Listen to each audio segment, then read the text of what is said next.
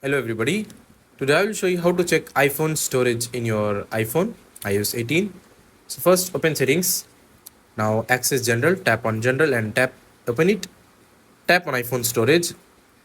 Now on the next page you'll see details about your total storage capacity or how much is in currently in use and how much is free.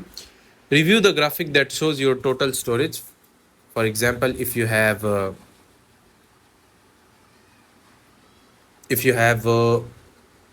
256 GB, you may see 158.5 GB in use or anything. If you have 64, you'll see all the storage which are in use. Now observe which type of data are consuming the most storage, including app, iCloud Drive, and messages. Scroll for the app detail. Scroll down to see the specific data usage for each installed app. If storage is running low, tap on the apps to either offload or delete them directly.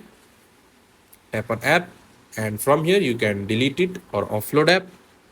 At the bottom of the page, check how much storage is used by iOS operating system.